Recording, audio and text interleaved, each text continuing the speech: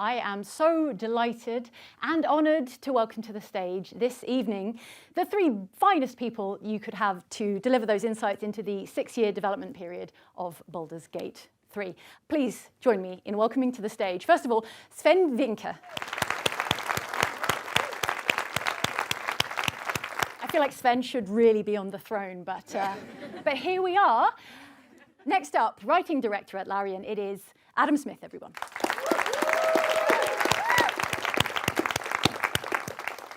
And last but very much not least, lead writer on Baldur's Gate 3, Crystal Ding, everyone.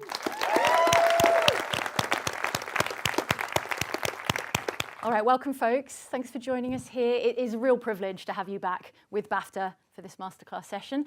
First of all, before we dive in, how does it feel being here at the sort of tail end of a very long victory lap? I'll let you go first. It's always emotional. We have 10 months since we released, and it still feels like it was yesterday. This game changed our lives. It really did. And every time I think I'm done saying things about it, then something like this happens, and I think, I want to talk about it all night again. But it's very emotional for me.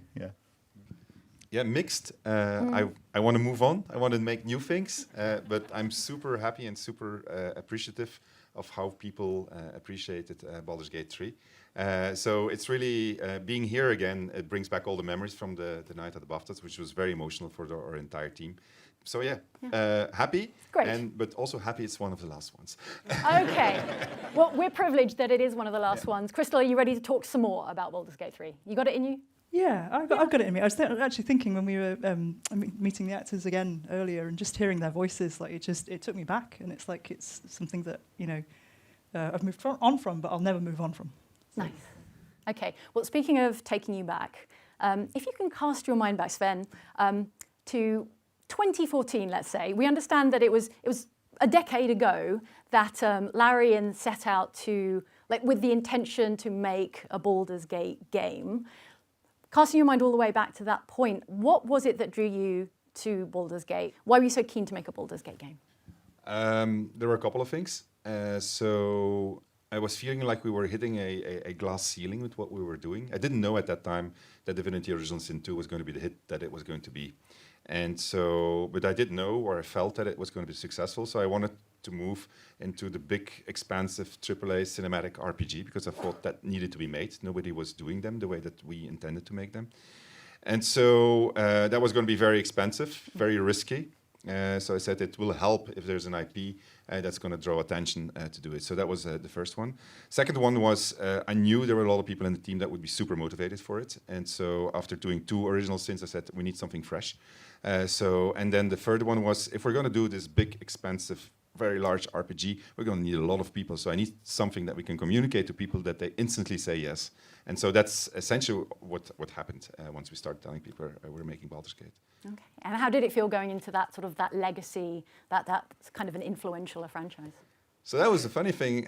It was because I didn't expect it was going to be so intimidating when the thought first popped up. But then the further we went, I said, "Oh my God, the expectations for this thing are so high, so high. So we have to make sure that we do not disappoint." And so that actually started the drive of a big expansion for us in terms of making Larian the company that could make Baldur's Gate 3.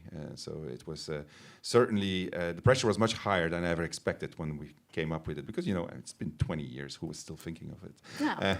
Apparently some. Yeah. Adam and Crystal, what was your relationship to Baldur's Gate coming onto the project? How did you feel about joining a game like that? So I have a bit of a strange one about this because I came to it through Larian actually in the early access. I'd been a Larian fan. I'd played Divinity Original Sin 2 with my partner, and we'd kind of courted each other through the multiplayer fuckery we did on each other. And so we were really, really excited for Baldur's Gate 3. And then when the early access came out, I was like, yeah, they're still doing it, and they're doing cooler and cooler things. And I'd always was like, oh, it's a pipe dream. I'd love to help them make that. And weirdly, here we are. Here we are. I grew up with Baldur's Gate 1 and 2, and I came on early in pre-production, still. And I was sitting in San Francisco with Sven, and he said, I want you to come work with me. And I said, what is it Divinity Original Sin 3? And he said, I can't tell you what it is. And he just signed an NDA first. And then he showed me a piece of paper and I signed it. He said, okay, it's Baldur's Gate 3. And I said, are you fucking joking? Because I immediately thought, well, that's a hell of a thing. But I thought if anyone can do it, then it's Larian.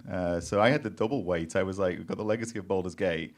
And Larian was my favorite studio in the world, and I was like, I don't want to be the one who comes on and then things go wrong. So it was very intimidating, but very quickly, as soon as I got to know the team, it was the right team. You got confidence quickly. But it meant a lot to me. I mean, I love these characters. Love the ones we made, love the ones we brought back, and it was a world that meant a lot to me, yeah. A lot of pressure across the board then. Sven, do you remember the moment when it became real, when you knew it was going to be a Baldur's Gate game that you were making? Was there a sort of pivotal moment for you? Well, Wizards of the Coast saying yes. Yes. That moment. How was that moment? Weird, because at that moment there was a change in command at Wizards of the Coast. The new CEO had just come on board, and it was literally one of his first days when I met him. So it's like me coaching him through the process of being there rather than vice versa. So we were still in the original Sin 2 mode. We're pretty much where we are now. But Baldur's Gate 3 was going to be the new game, but it wasn't 100% real yet. It was, okay, we're going to make this game, but we have to go through a couple of milestones. We need to make a design document that they approve. So there was all these opportunities for failure still waiting for us. So it's only when we really started, we passed that final milestone before we actually went into production. I said, okay, now it's really happening. And then I looked around and said, oh my God, there's going to be so much stuff that we have to do. But because I've been around for some time, I tend to assume that things are going to go wrong, so that I'm ready for it psychologically, emotionally. When it started kicking into production, that's when it was real. And then when I started seeing how high expectations were, because there were a couple of leaks, then it became really real, and it's actually better. Really, don't fuck it up. Okay, to fast forward a little bit and talk about what I think some people would call the heart of the game. Let's talk about the companion characters. As you were approaching creating a diverse party, a diverse cast of characters, and you had certain stories that you wanted to tell with them, but at the same time, how did you marry the stories you wanted to tell with the needs of the gameplay? It's all connected. So as soon as we had hundreds and hundreds of one-liners for characters, so we'd go through them and we'd say, are they compatible? Do they overlap too much? Are we going to be repeating ourselves with the stories here? And do they fit the themes? That was the most important thing. And then you figure out, what class do I need this person to be, both for balance to make sure the party's interesting and to support the story. But it was a huge list. And if you go back to those original pitches, they're all still true. What was the heart of them stayed true, but everything else about them was open to change as they grew and they evolved. And the actors, some of whom you'll see later, when they came in, they changed the characters, because as soon as you get a voice to them, there would be 6 years on this thing, right? So the actors, for them, it was like returning for a season of a TV show sometimes. So you're coming back, we know what your character's been through now. So they helped to inform it as well. But once you start to put them in the game and play them, then very quickly you figure out whether they're working or not. It never dictated what they needed to be from the gameplay side. We always had the freedom to do the character work, but at the same time, it has to feed back in. But it was really about that. It was making sure we didn't repeat ourselves with any of them, and that they thematically felt strong. I mean, if you play the game, you can see the common ground that they have. That was very important to us. You also need to make sure that there was room for them inside of the game. Yeah. So the world changed continuously as our story creation process is fairly volatile. And it goes hand in hand actually with what's happening in the level design and with the game mechanics and how the flow of the game is. So often you could see that stories of companions would change in function of what we saw. Oh, we could tell this story here, but we can't tell that story here. So we're going to have to change. So it's a constant process of things affecting one another and eventually reaching some form of stability. So the genesis of a character wasn't, we need a rogue or... No, not at all. No, actually the classes came last. Wow. So like, we shared that the Starn used to be a tiefling. Yeah. But likewise, Dark Urge's base class has pretty much been everything at some point. So it was really later in the process that we said, okay, well, we need to lock in certain classes that we want to be compatible with the player. Shadowheart was always a cleric because we figured everybody was going to need a healer. Right. But that was probably the only, and Astarion probably was always a rogue also, so that made a lot of sense for him. But for the other ones, I don't think, or I can't remember that we said like, okay, that's the one, that's that class. That's so interesting because you think of a D&D class as almost having like a personality trope, but the fact that the class proceeded from the character itself is really fascinating. Well, we always need to leave room for the players, right? So there always needs to be room in that party for whoever the hell you guys want to be. And if you don't have that, then it's you're the supporting character, and that can't be the case. They have to be the lead character. So and we also knew that they were going to be able to change it anyway. Because for a long time we had a lot of discussions about what are we going to do? Are we going to let the character change? Like, are we going to let players change their character? Because what are they going to talk about? Because they have to talk about the fact that they're a cleric, for instance. And then we decided, you know what? I mean, they're going to be like a cleric in their head, but now they start a new job. Barbarian Gale. Just fancied a change, I don't want to heal anyone anymore. We've actually got some concept art for Jaheira versus the final release here. Could you speak to the difference and the...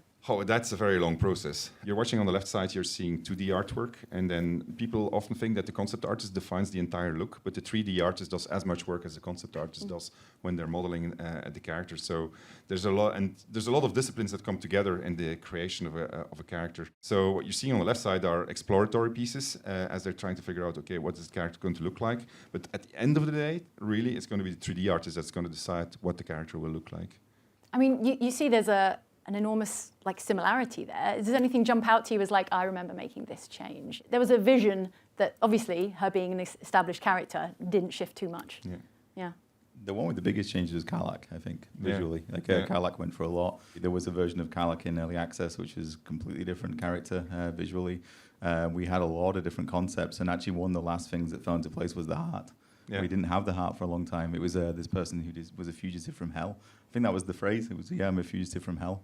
And then at some point we were looking for the extra coolness, and also what is the thing about them that we can interact with, that we can engage with, and we found this idea of the steampunk heart, the kind of hell heart. But for the longest time she didn't have it. And when you say to a lighting team and a cinematics team and a 3D character team, by the way, she's now got a glowing metal heart in her chest, they go, okay, really? It's a good Wednesday. You have to realize that some of these changes were also inspired by cinematics teams. We can't show that. We can't do anything with this character, so you need to change this, because otherwise, where do we put our camera? There's going to be too much clipping going on, and so forth. So there's really...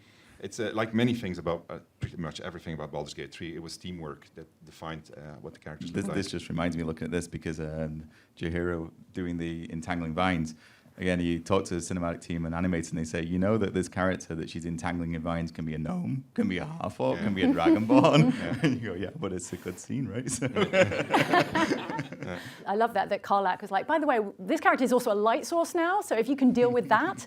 And also the feedback cycle of the heart came really late, but it's also, it has a functioning gameplay.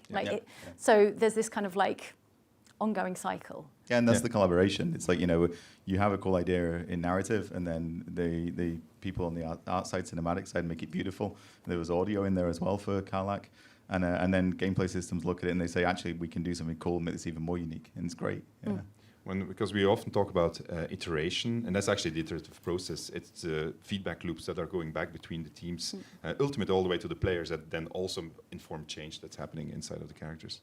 Well, for us as players, I think we're maybe just about now beginning to grasp the expansiveness of the branching paths and the player choice, and just how much is going on behind the scenes, beneath the hood. Okay, hundreds of thousands of lines of dialogue and hours of cinematic and whatnot. But how do you, as writers, how do you begin to address this variety of options sitting perfectly alongside each other, depending on which player chooses which option? It's really easy. It's a crystal. Yeah. Difficulty. That's definitely a crystal question. Do you have it all in your head? Is it? I think Sven did. No, we had... I'll tell you a story. I remember there was a moment towards the end where I said to one of the writers, Sarah, who was here before, I said to her, Sarah, could you just open this file and quickly have a look at Karlach's lines in here and see if this makes sense, what I've mapped out? And she went through and she was like, sure. And she came back and she sent me a video she'd recorded where she just dragged the screen around the file and around and around and around and around and around, and it kept just going. And she was like, this is the consequences of our choices and actions. And I think that's it, because you don't want to limit that possibility. In fact, you want to, when you have those characters with such rich stories, you want to go everywhere with where those stories can go. And then there comes a reckoning when somebody kind of sits at the end and go, well, how does this story end? And you can't figure out how the story ends until you've actually made the story play out all the way. And so it can't really, you can't plan for, and then we'll land in these 3 places. So I think the approach we took with the ending was you kind of go, well, what are the feelings I need to feel at the end of this great adventure, and where I'm the hero, and I need to feel this, and then I did this was my triumph, and then I felt this about it, and then I need this moment of closure, and I need this kind of moment of reflection, and after that I need this moment of celebration. And you think, well, what is the kind of the bones of the scene flow that you need to give that experience?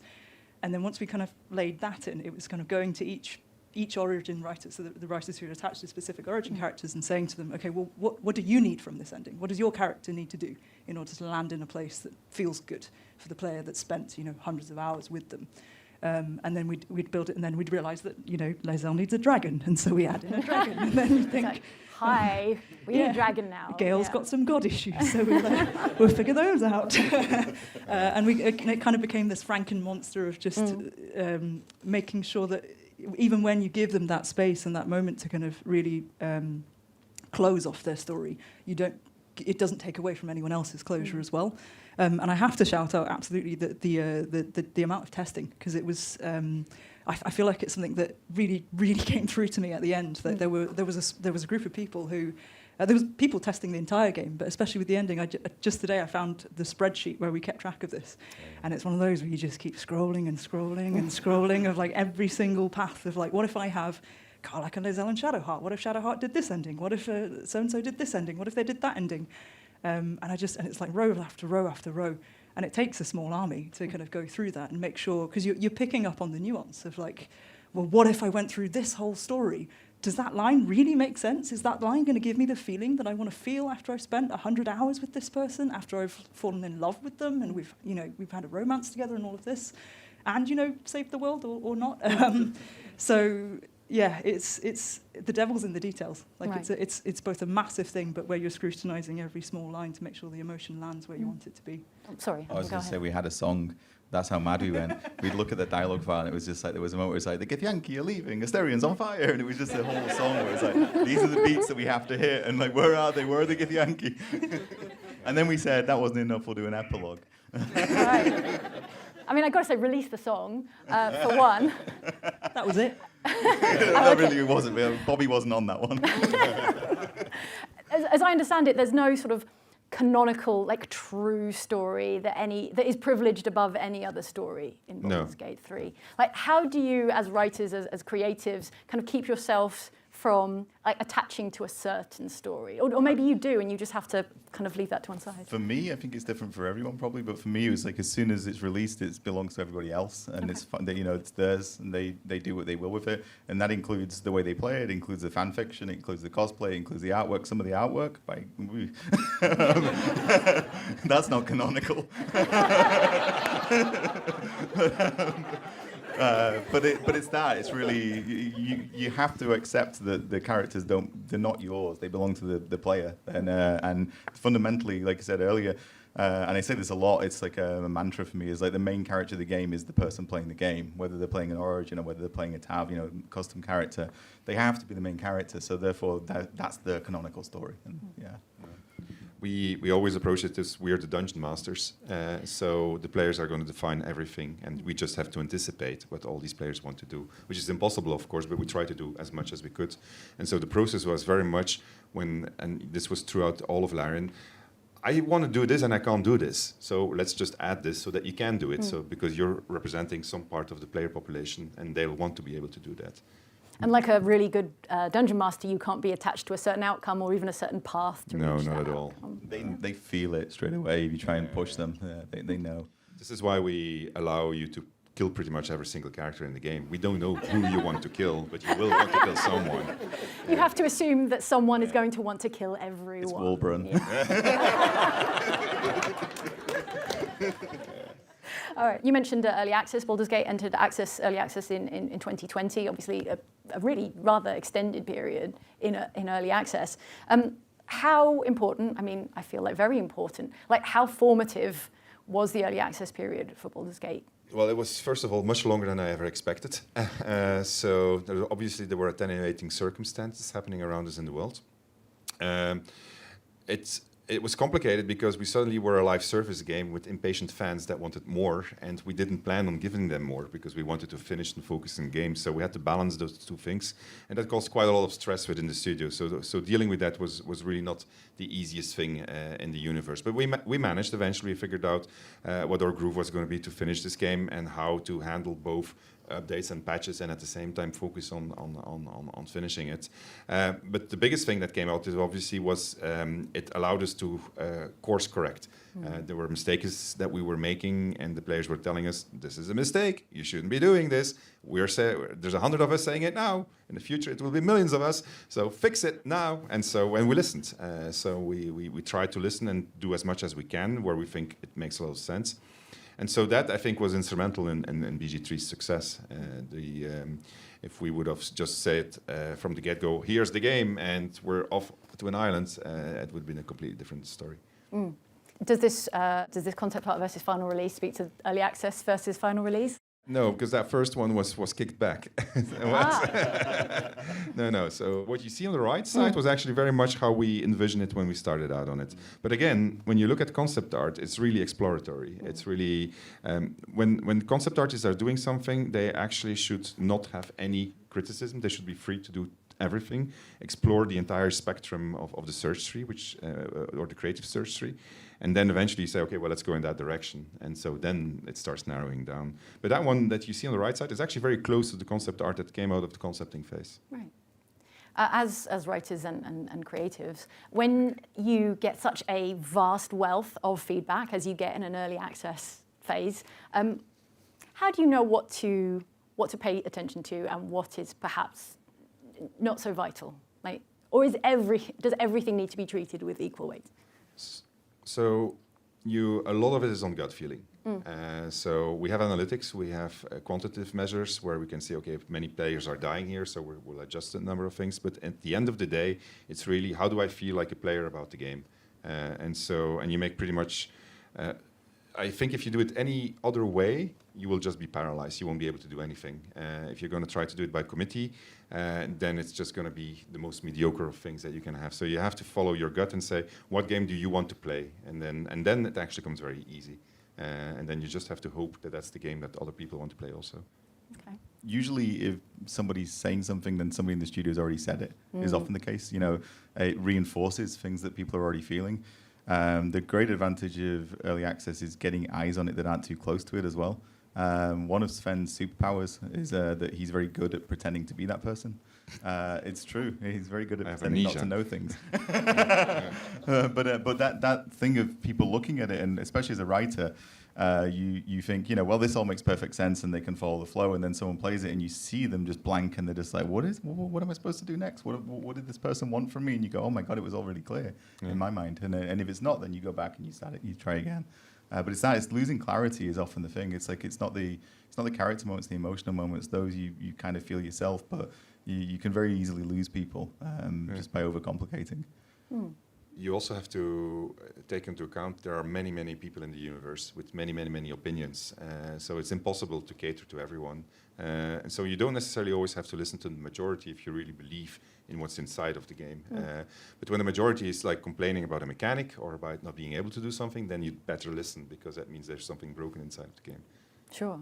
I mean, it sounds like a lot of the things that came out of early access might have arisen internally in the team before early access came along. Were there surprises that came out of the early access period? Can you speak about any of those?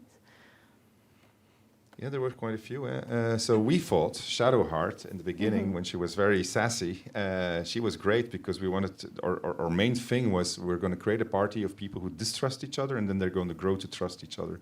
But maybe we dialed a little bit much to the left. Although to her credit, Sarah had flagged it. She said I really don't like Shadowheart. Wow.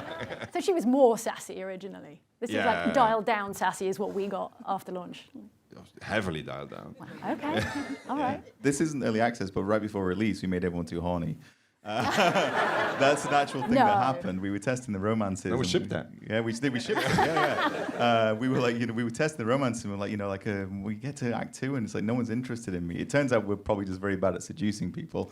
So we dialed up the numbers and said, let's make the form, and then we shipped it. No, it was actually bugged. So it was bugged, and so we started seeing all these reviews and people saying, "Does it really have to be this horny?" No, that was not the intention. Someone slipped and turned this dial by accident, and then we shipped the game. Because I remember the script is saying, "I don't think it's working." Yeah. Is early access the future of game development? Is it for everyone? Is it for very specific titles? I don't like the future off because you never know what the future will bring. This, for us, it's been really good. I've heartily recommend it. But you really have to mean it when you go in there. You have to work with the players and making your game better. Otherwise, you shouldn't be doing it. And so that means that you need to take the time for it also. If you are only in early access for a month or so, that's fine too. But then it's probably just to test some technical things. Then you have to be open about that. But I think it's great. Yeah. Can you recommend 4 years of early access? My team is watching. No, it's long. It's actually quite long, I think, and player bases do get that tired also. I mean, we got tired of early access. Sure.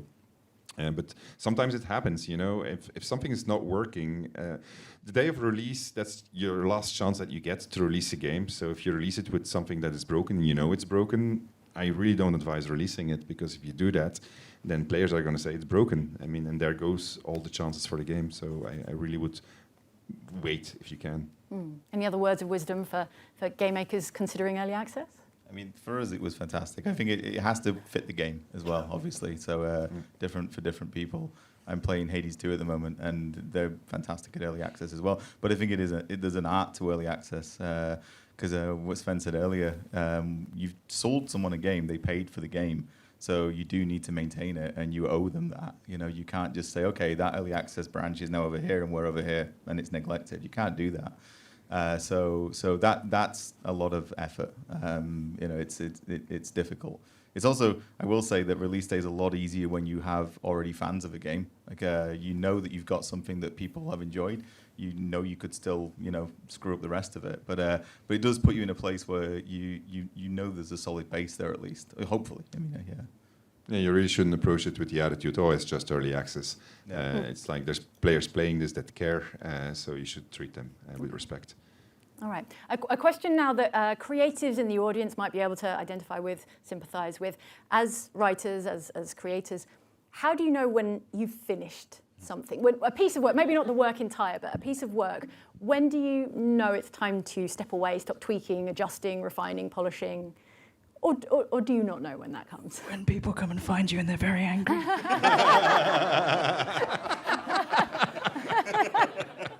Okay. But I mean, more seriously, I think firstly, you've got the big grand narrative, and you want to get that right, and that seems, that's the obvious thing you have to do. But then you've got, okay, what are all those meaningful little moments where if we don't get them right, people are going to really feel it, and it's not going to feel right to them when they get there, and so you've got to look after those. And then you start thinking, okay, well, but I'm discovering more and more of those, and I don't want people to run into those and feel bad. I want them to get the feeling that they were looking for when they went there and did that thing that took them a lot of effort, that was really interesting to them, and they wanted that nugget of reward at the end. So you're trying to take care of all of those things, and you just keep finding more and more things. But I think there did come a point, and for me it was when there was a particular relatively small thing, and we made a relatively small, what we thought was a relatively small change. After launch. Yeah, after launch. And then the community were like, why did they change that? And then suddenly I had that, I should have had the realization earlier, but in that moment it was really, really clear to me. It's like, there is a point now where this belongs to them, and you need to stop you stop messing with it now, because people, they've built their stories, they've spent the time having their own narratives that they've created. It's theirs. That's when you leave it. Let it be the players' stories. Is it hard to let go? Do you consider yourselves like perfectionists? Is it difficult to kind of just let it go? I think certainly the first weeks after release, I think I woke up and went to bed looking at Reddit, trying to figure out what were still the things that weren't working. Like what did we miss? What worked well? What didn't work well? Just constant this hunting of this kind of just not wanting anyone to have a bad moment when you know that you could give them the moment that was right. But then eventually that tail has to go. Yeah, it's hard, like super serving, personally serving everyone you're going to read about on Reddit, right? So, yeah. So we had groups that were reviewing the game, and so when we shared stories at the end of every day, like how was your run? How was your run? And there came a moment where I said, like, it felt good, and that's the moment to stop. When everybody started saying it feels good, I really had a good time, and even if they played it like over and over and over, I think that was there were still small things that were not okay, but I mean, you knew there, okay, if everybody's feeling good about it, and it's again that gut feeling thing, right? So we're all players of games, so we know games. Once that's there, I think that's the moment that you can say, okay, we're there. There was also times that I remember very strongly where you'd had a really positive response to something internally inside the studio where people were like, oh, this is really cool, they've really enjoyed it. And then one person would come and they'd play it and they'd go, And you go, oh, shit. And you ask them, what was it? And it's usually something that you did. As a writer, it's usually, I didn't have the option that I wanted. I couldn't do what I wanted. This doesn't represent my character. And you crack it open and you go back, because that you can't. I mean, you do ship things like that because you can't catch every single one. But it's really painful. But then when you bring them back over and you say, try it again, and they go, it's the best feeling in the world. Well, we added a lot of them. Yeah. A lot, yeah. We did a lot of just going through the game at the end and just doing that. Just like it's not a polished pass. It was literally like, where do we put in the extra bits here to make sure that, to make sure people feel represented, to make sure that they're getting the character they want. A lot, yeah. And I mean, in terms of like serving your community, serving your players, like that hasn't quite ended. You've still got ongoing support, and you've got like a patch coming like later on. Is that something that that you kind of factor into that? Like, we've got to keep serving people and keep giving them all of these things that will complete their experience. Well, it's super important, right? So players gave us the opportunity to make the games that we're making, so we need to make sure that the game does what it's supposed to do, which is work, and we try to improve their quality of life as much as possible. One of the big things for us, and the one that we're really working towards now, is the ability for players to mod it themselves, because then they will be starting to have their own ecosystem, and they can, I can't believe I said ecosystem, sorry. But that they will be able to make their own things. And I think that will be the point where we're going to say, okay, now it's yours, fully. But we're not there yet. We're very much hard trying to make that work, actually. But I think then you will see the level of support diminish to really critical bug fixes, that kind of thing. But at this point, we're still working as if the game was just out. But are you looking forward, looking ahead to this like final handover moment? Yes. Yes. Yeah, no, we're working on our new thing, so we're super excited about the new games, and we really want to, because I was talking to Bobby, and he said, this feels like closure again. So I want to start on new stuff, and so that it's really important we're creative spirits also, so we don't want to keep on doing the same thing. We really want to move forward and do new things. Okay. Baldur's Gate had an epic 6-year journey to launch, just a really marathon development cycle. You've spoken before about avoiding crunch, avoiding that kind of like intense pressure to perhaps overwork. How did you approach that? How do you avoid that? Well, we didn't fully avoid it. I mean, we did have our moments where things were completely wrong. For a long time, what we did is we added people because we could. So we tried to match our ambitions by adding extra people, and then for a long time we delayed things because we could. So those were the first easiest ones to do. But at a certain point in time we had to start releasing things, and then it became about being able to dashboard our velocities, really. How much work can we actually do? And then we weren't 100% accurate with that, but it did save a lot of things because we were able to predict this is going to work out, this we can't do anymore. We need to find other solutions. Where crunch comes into play is typically when it goes completely wrong. And something always goes wrong. You never know what it's going to be. It can be your build servers that break. It can be actors that get really sick. It can be people that get sick on the team and they're in a bottleneck position. So you never know up front what it's going to be. And so we did certainly have overtime, but we tried to minimize it. It was very rare to see people in a weekend. And if they were there, it was going to be a really very, very small crew. But during the week and in the last months, especially when we moved the release date forward, we certainly did have to do a bit of it. It feels like in the discourse around crunch, there's actually different kinds of crunch. And from what you're saying, it sounds like some specific kinds of it just aren't going to be completely avoidable in developing a game. Well, it's paid overtime. Is really it's not counting on it. Also, I think that's the main important bit, right? You can't count on it. You need to try to predict, try to adapt. But I think in any creative industry, if the news needs to go out at 7 o'clock and something goes wrong, people are going to do stuff to make sure that the news goes out at 7 o'clock. It's the same thing for us. Once the release date is locked in and all the marketing agreements are in place, you really push hard to make it, and you have tools at your disposal. Can you outsource it? Outsource it. Can you fix it by scaling up? Scale it up. Can you fix it by reducing it? Reduce it. And the last one is like, okay, we need to do extra work, and even there you can still modulate it. The other bit that we had, and this is an advantage unique to Larian, and there's not that many developers that can do this. We have studios across the world, so we can pass work over to someone else. So a producer who's typically the last one in the waterfall, who needs to press the build server button or whatever, he doesn't have to wait until the middle of the night for someone else who's ready. He can just pass it on to, hey, Quebec, can you take over? Or hey, Kuala Lumpur, can you take over? And we did that a lot, and that's a powerful tool to have. 6 years is an enormously long time to be working on a project. Not everyone was there for the entire 6 years, but some were. How did you keep everyone motivated for that length of time? Why, the game. I mean, it's really that. People were really excited about the game. I mean, they really cared. There were moments, there were slumps, typically when the game was not working at all, and every single day you started up and everything broke. But first there was the game, then there was a player community once it went into early access, because then you started having the players. And you can rest assured we read all those reviews. Like what Crystal said is literally, I mean, everybody was in their bed like just, and then the next day everybody was, sorry, I've seen that. And so, what are they thinking? And players. Yeah, so this is a company, it sounds really cheesy, but it's really by players for players. This is our prime directive, if you want. But we would like to be able to do a shorter cycle. The problem with this game was it just needed the time.